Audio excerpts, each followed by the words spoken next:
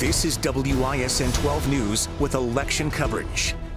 The polls are now closed in Wisconsin. However, people in line by 8 o'clock will still be allowed to vote. We are waiting for election results to come in for a number of key statewide races. And here's a live look at Hart Park in Wauwatosa as voters wait in long lines to cast their votes. Such a big turnout in that community today that the head of the State Elections Commission, Ann Jacobs, tweeted about half an hour ago that they are expecting Wauwatosa to finish counting by 5 tomorrow morning. Polls closed at 8 o'clock tonight. Voters still in line waiting to vote, and they will get the chance to do so. Crews at Milwaukee's Central Count are busy counting the remaining ballots there tonight. Let's check in with 12 News' Caroline Reinwald. She's live at the Wisconsin Center. Caroline? Well, they're very nearly done here inside Central Count, counting more than 61,000 absentee ballots. You can see here behind me, they're finally finishing those final 1,000 ballots. They also need to then cross-check those ballots at the end to make sure they ended with the correct number of ballots they started with. All of this began at 7 o'clock this morning, and election officials say we had significantly more in-person voting this year compared to 2020.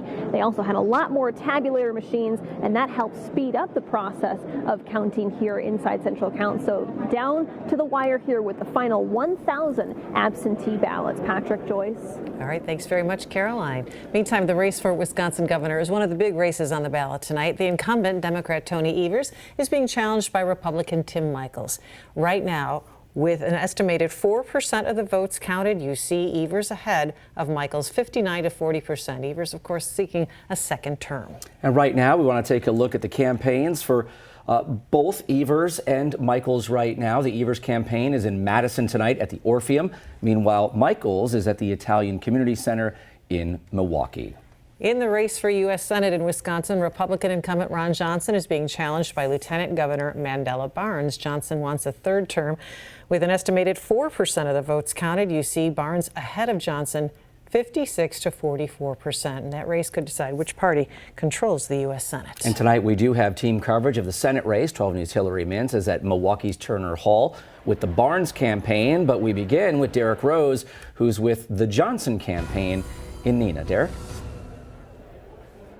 Yeah, Patrick, David Muir called it a tug of war in this race, and they are pulling very strong here in the city of Neenah here in Wisconsin. Ron Johnson has been in the room, in the ballroom, speaking to supporters for about the past 45 minutes, something I'm not used to seeing from candidates ahead of them either giving an acceptance or a concession speech. But Ron Johnson has been working the room, speaking with people one-on-one. There have been some very high-profile Republicans in the room as well. So the mood here in Neenah, Wisconsin is very upbeat. Ron Johnson saying earlier that he is cautiously optimistic, really trying to stay even-keeled, but the folks here supporting him are very optimistic, are very upbeat as they watch these results. They've been watching and cheering as races across the country have swung in favor of Republicans. You would hear the cheers here in the room, but otherwise they are here focused on Ron Johnson, speaking to him one-on-one and throwing him their support. Patrick? Derek Rose in Neenah tonight. Derek, thank you.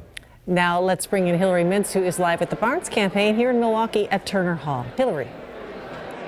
Yeah, the room is filling up. Supporters have been filing in since doors opened at 7:30. I'm joined right now, though, by Democratic strategist Joe Zepecki. He's worked with several presidential campaigns. I heard you say earlier this is a jump ball election. Is this anybody's game tonight? I really think it is. You know, nationally, we're seeing that the red wave Republicans had hoped for doesn't appear to be materializing. The turnout numbers in Democratic strongholds in Wisconsin, like Dane County, mean we could be here for a very long time tonight.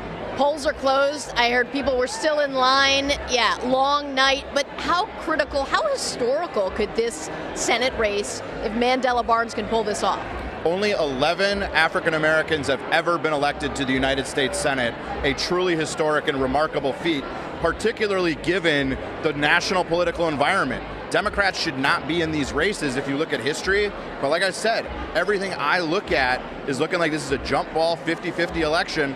I guess that's what we do in Wisconsin now. And we're here for it all tonight. No sign of the lieutenant governor yet tonight.